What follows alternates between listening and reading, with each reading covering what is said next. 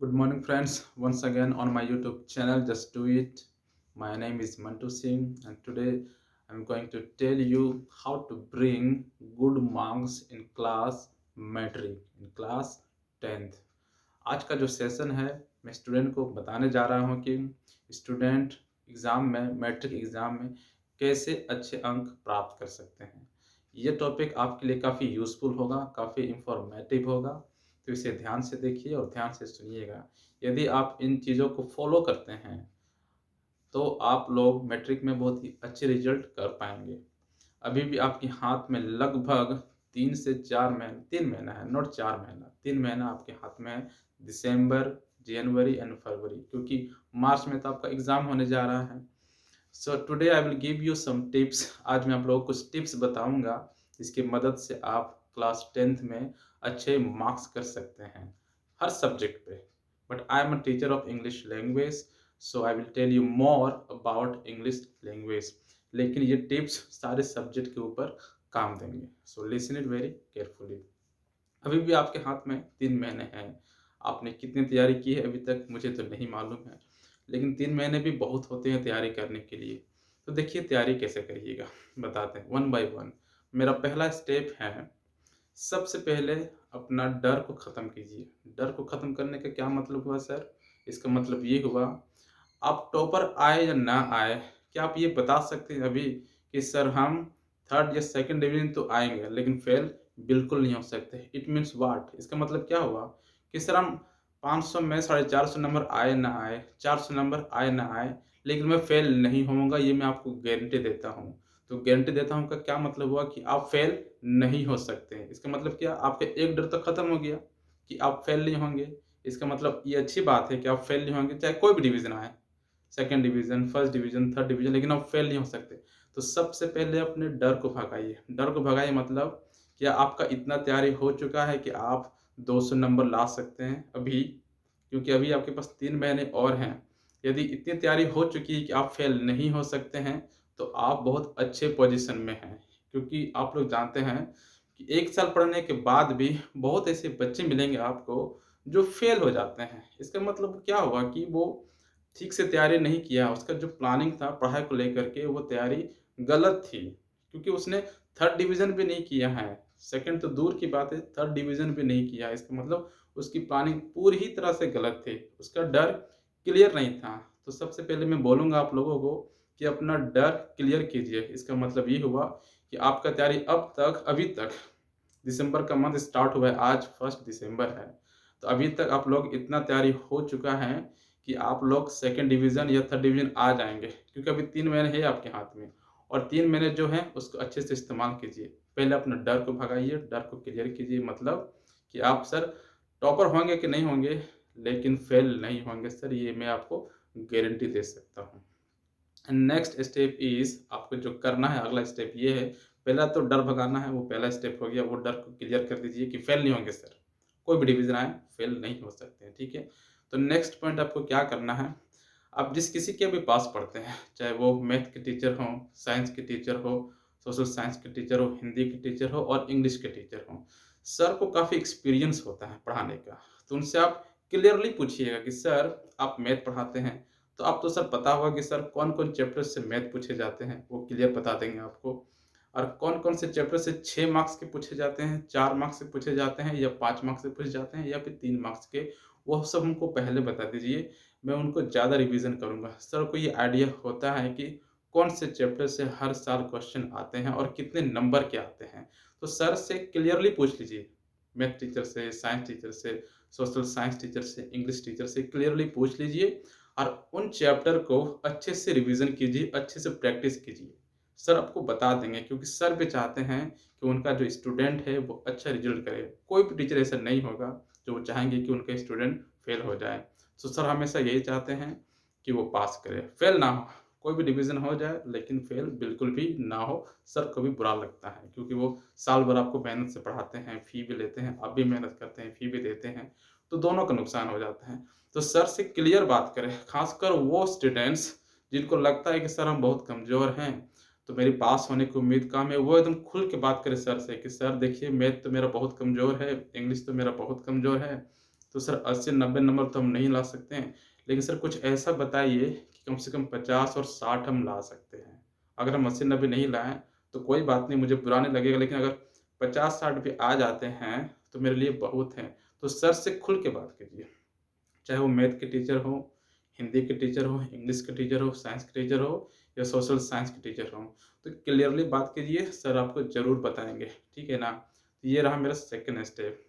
ये सब जानने के बाद आपको नेक्स्ट क्या करना है, तैयारी पे लग जाना है। कभी आप लोगों ने कोई चीज़ को काउंट किया है? जैसे कि अब मैं आपको उदाहरण देता हूँ। जैसे कि आप इंग्लिश पढ़ते हैं, ठीक है? तो मान लीजिए कि आपके इंग्लिश बुक में कविता और कहानी मिला करके 25 चैप्टर है, मात्र 25 चैप्टर मिला करके सब। और सर यदि आपको प्रत्येक चैप्टर से 10-10 क्वेश्चन लिखाते हैं, 10-10, तो 25 चैप्टर हैं टोटल, तो 10 इंटू 25 टोटल कितने हो गए? 250 नंबर, 250 नंबर नोट, 250 क्वेश्चन हो गए हैं। तो आपको लगता है कि आप 1 साल में 250 क्वेश्चन याद कर लेंगे? नहीं कर पाएँगे, क्योंकि सिर्फ़ इंग्लिश ही तो आपको याद नहीं करना है, आपको सोशल साइंस याद करना है, साइंस याद करना है, हिंदी याद करना है, मैथ तो याद नहीं करना, मैथ प्रैक्टिस करना है आपको, ठीक है ना? ज़्यादा से ज़्यादा, तभी अच्छे मार्क्स आएँगे। तो सोच के देखिए कि 250 क्वेश्चन होंगे इंग्लिश में सिर्फ़। हिंदी में पता नहीं कितने होंगे, 300 हो सकते हैं, 200 भी हो सकते हैं, और साइंस में पता नहीं 400 हो सकते हैं, 500 हो सकते हैं। तो उनको आपने कभी कैलकुलेट किया, कॉपी में कभी लिखा है? कि मान लीजिए कि आपका एक टारगेट तो होना चाहिए ना कि आपको 1 साल मिलते हैं। 1 साल का मतलब क्या हो गया कि 365 दिन आपको मिलते हैं, ठीक है ना? तो 365 दिन आप कुछ प्लान-व्लान बनाते हैं कि नहीं? जैसे कि यदि हमको साइंस टीचर 1 साल में 500 क्वेश्चन लिखवाते हैं, 500, ठीक है ना? तो यदि मैं, देखिए मैं कितना सिंपल तरीका बता रहा हूँ, लेकिन ये सिंपल है नहीं। सुनने में सिंपल लगेगा आपको, लेकिन सिंपल बिल्कुल भी नहीं है। आपके पास 365 दिन होता है और आपने पहले ही दिन से प्लान बना लिया है कि सारे सब्जेक्ट में मान लेते हैं कि 500 करके क्वेश्चन होगा, मान लेते हैं, मैथ में भी मान लेते हैं, ठीक है? साइंस में भी, हिंदी में भी, इंग्लिश में भी, सोशल साइंस में भी। 5-500 क्वेश्चन है सभी बुक में, ठीक है? और पहले ही दिन से यदि आप मान के चलें कि मात्र हमको 2 क्वेश्चन याद करना है, मात्र 2। मैं 1 भी बोल सकता हूँ आपको, लेकिन 1 भी आपसे नहीं होने वाला है। ये सुनने में आसान लगता है, लेकिन ये होगा बिल्कुल भी नहीं। तो मान के चलिए 2 क्वेश्चन आपको याद, 2 ही करना है। आपकी क्षमता ज़्यादा हो सकती है, लेकिन प्लीज़ मत करिए उतना, सिर्फ़ 2 करिए, आप ज़्यादा बिल्कुल मत करिए। देखिएगा ये 2 इतना ज़्यादा लगेगा ना आपको, लगेगा कि मेरा चैप्टर सब बहुत जल्दी समाप्त हो गया है, खत्म हो गया है। आप 2 ये कैसे काम करेंगे मैं आपको बताता हूँ। मान लीजिए आपने हिंदी का 2 क्वेश्चन याद किया 1 दिन में, पर डे करना है, आप पर डे, मात्र 2 क्वेश्चन, इससे ज़्यादा नहीं करिएगा। छोटा क्वेश्चन हो, बड़ा क्वेश्चन हो, लेकिन 2 ही पढ़िएगा। उसी तरह से सोशल साइंस भी 2 क्वेश्चन पढ़िए, साइंस का भी 2 ठो पढ़िए, ठीक है ना? इंग्लिश का भी 2 ठो पढ़िए, मैथ का छोड़ दीजिए, मैथ का प्रैक्टिस कीजिए, ठीक है ना? सोच के देखिए आप सिर्फ़ 2-2 क्वेश्चन कर रहे हैं, छोटा या बड़ा, मात्र 2-2। तो 350 दिन होता है लगभग 1 साल में, तो उसमें मान लीजिए कि 100 दिन छुट्टी है, किसी भी कारण से, फेस्टिवल हो, कोई ओकेज़न हो, संडे हो, कोई भी काम हो, तो 1 से छुट्टी हो, तो 250 दिन तो बचता है ना आपका। तो 250 दिन भी यदि आप याद करते हैं, 100 दिन छोड़ दिए हैं हम, और पर डे आप 2-2 क्वेश्चन याद करें। 2 आपको पता है क्यों बोल रहे हैं हम? ताकि आपके दिमाग पे बिल्कुल भी बोझ ना पड़े, ताकि आप 1 या 2 करें, तो आपको रिलैक्स फ़ील हो, बोझ बिल्कुल भी ना लगे। इसलिए मैं आपको क्या बोल रहा हूँ, सिर्फ़ 2 याद करें। तो 2 करके भी यदि आप याद करते हैं पर बुक से, तो सोचिए 250 दिन में कितना क्वेश्चन हो जाता है याद? 500 कंप्लीट, हर एक चैप्टर में, हर एक बुक में, सॉरी चैप्टर में नहीं, बुक में, मैथ छोड़ करके। लेकिन क्या ये आपको इतना आसान लगता है सुनने में? सुनने में तो आसान लगा होगा कि सर 2 तो क्या हम 20 कर लेंगे? आप ऑफ कोर्स 20 कर लेंगे, करते भी हैं, लेकिन उसका फ़ायदा नहीं मिलेगा आपको, क्योंकि पता है आप 20 कब करते हैं? मैं आपको बताता हूँ। जब कभी सर आपको बोलते हैं कि कल टेस्ट होने वाला है साइंस का, या फिर 1 हफ्ते के बाद होने वाला है, तो उस दिन से आप लोग तैयारी में लग जाते हैं। क्यों? क्योंकि सर ने बोला है टेस्ट लेंगे, इसलिए आप याद कर रहे हैं। अगर आपको टीचर नहीं बोलते ना कि टेस्ट है, तो मैं आपको बता देता हूँ, आप याद नहीं करने वाले। टीचर बोलते हैं, इसीलिए आप जाके याद करते हैं और पूरा याद कर लेते हैं। लिख भी देते हैं टेस्ट में, आपका मार्क्स भी आता है, लेकिन याद रखिए, आपने जो याद किया है ना 7 दिनों में, और जो टेस्ट में लिखा है ना, वो कुछ दिनों तक याद रहेगा, मात्र कुछ दिनों तक। 1 सप्ताह भी हो सकता है याद, 1 महीना भी हो सकता है। लेकिन 1 महीने बीत जाने के बाद यदि वही क्वेश्चन जिस पे आपने अच्छा मार्क्स लाया था, अगर सर अचानक पूछ दे आपको कि तुम तो अच्छा मार्क्स लाए थे साइंस में, वही क्वेश्चन मैं पूछता हूँ दोबारा तो आप जवाब नहीं दे पाएँगे। पता है क्यों? क्योंकि उस पहले आपको बोला गया था कि आप टेस्ट लेंगे साइंस का तो आपने याद किया था। और आज अचानक पूछा जा रहा है, अचानक पूछने से क्या होगा? सर आप अचानक पूछ रहे हैं, तो अचानक ही तो पूछा जाएगा। आपको क्या पता है एग्ज़ाम में क्या आने वाला है, क्या नहीं आने वाला? आपको कुछ नहीं पता है। तो आप टेस्ट में अच्छा मार्क्स लाए हैं, लेकिन वो याद आपको कुछ समय तक रहे क्योंकि आपने उसे ज़बरदस्ती याद किया था, क्योंकि टेस्ट था, इसलिए आपने ज़बरदस्ती याद किया। मैं ज़बरदस्ती नहीं चाहता हूँ, इसलिए तो बोलता हूँ कि एक याद करो। बता दें आपको, यदि आप एक क्वेश्चन भी याद कर सकते हैं ना, तो आप बहुत ही लकी हैं and you are very smart. आप बहुत स्मार्ट हैं, यदि आप एक भी याद कर लेते हैं तो। आपको क्या लगता है एक याद करना आसान है? बिल्कुल नहीं। यदि आपने शुरुआत से ही एक-एक क्वेश्चन याद किए हैं, तो क्या अभी तक, अभी दिसंबर महीना शुरू हो गया है, तो क्या आपको लगता है कि पर बुक से 200 करके क्वेश्चन आपको याद हो गया है पूरा? हम आपको 1 और 2 क्वेश्चन क्यों बोल रहे हैं? ताकि एक करिए लेकिन ढंग से कीजिए। एक कीजिए, ऐसा कीजिए कि याद होने के बाद उसको तब तक ना भूलें जब तक मेरा एग्ज़ाम नहीं हो जाता है। इसका क्या फ़ायदा कि जब सर टेस्ट लेते हैं तो पूरा याद है और टेस्ट ले जाने के बाद, टेस्ट हो जाने के बाद अचानक सर पूछते हैं तो याद ही नहीं, तो फिर फ़ायदा क्या? तो वैसे याद मत कीजिए, उससे फ़ायदा नहीं होने वाला है, ठीक है ना?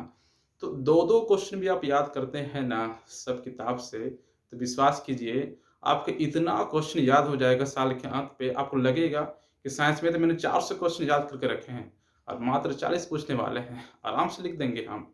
लेकिन यू नो व्हाट होता क्या है, एग्ज़ाम करीब आ जाता है और बच्चे बोलते हैं मेरा अभी तक 50 क्वेश्चन याद नहीं। उनकी प्लानिंग गलत है, उनकी प्लानिंग गलत है। वे लोग प्लान ही नहीं करते हैं कुछ। मैथ तो पढ़ते हैं, लेकिन मैथ का रियल लाइफ़ में इस्तेमाल करना नहीं जानते हैं। तो आप लोग इस्तेमाल कीजिए, अभी भी 3 महीने समय है, सोचिए 90 दिन।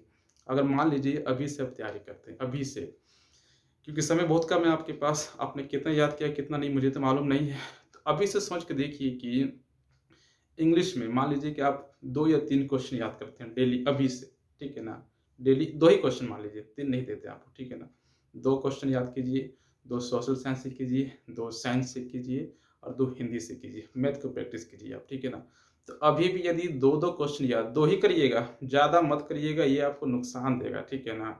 सबकी क्षमताएँ अलग-अलग होती हैं, कोई 5 कर सकता है, यदि उनकी क्षमता है, तो वो 5 करे और तब तक याद रखें जब तक एग्ज़ाम नहीं हो जाता है। क्योंकि याद करने का फ़ायदा क्या? जब एग्ज़ाम तक हम भूल ही जाएँ तो, एग्ज़ाम के बाद भूलिए तब कोई दिक्कत नहीं है।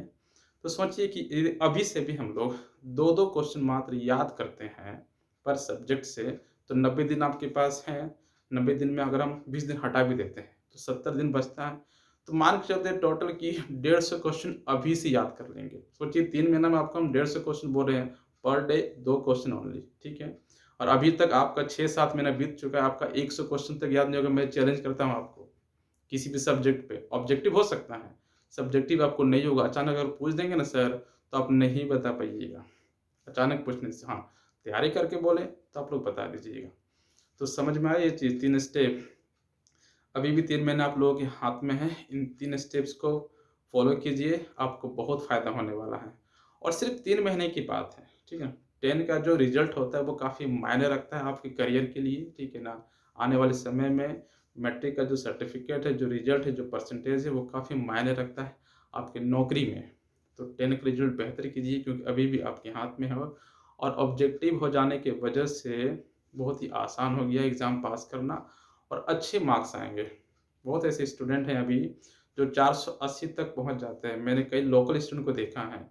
सोचिए निरसा जैसे जगह में, मैं निरसा से बिलॉन्ग करता हूँ और निरसा में बहुत ऐसे स्टूडेंट हैं जो 480 तक स्टूडेंट लाए हैं, नंबर लाए हैं 500 में। 480 समझ रहे हैं, 96% और 20 नंबर रह गया नहीं तो स्टेट टॉपर, लेकिन 480 नंबर बुरा बिल्कुल भी नहीं है।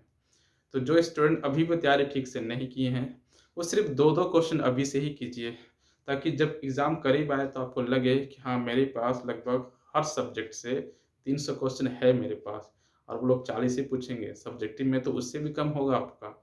तो 300 क्वेश्चन यदि आपके पास है ना, तो एक अलग से आत्मविश्वास रहेगा आपके चेहरे पे, ठीक है ना? तो अभी से कोशिश कीजिए क्योंकि 90 दिन बहुत होते हैं तैयारी के लिए, ठीक है ना? आराम से पढ़िए, अच्छा रिज़ल्ट कीजिए, अपने माँ-बाप का नाम रोशन कीजिए। मुझे आशा है कि ये जो टिप्स रहे आज के दिन क्लास 10 को लेकर के, ये काफ़ी यूज़फुल होंगे और बच्चों को पसंद आएँगे और स्टूडेंट को पसंद आएँगे। यदि पसंद आते हैं तो please subscribe my channel and keep watching my channel, क्योंकि मैं आपको अच्छे अच्छे टिप्स देता रहूँगा एग्ज़ाम को लेकर के। और मैं इंग्लिश का टीचर हूँ, तो मैं जनरली इंग्लिश ही पढ़ाता हूँ अपने ऑनलाइन चैनल पे। तो मेरे इंग्लिश पे देखिएगा चैनल पे, आपको ज़रूर पसंद आएंगे।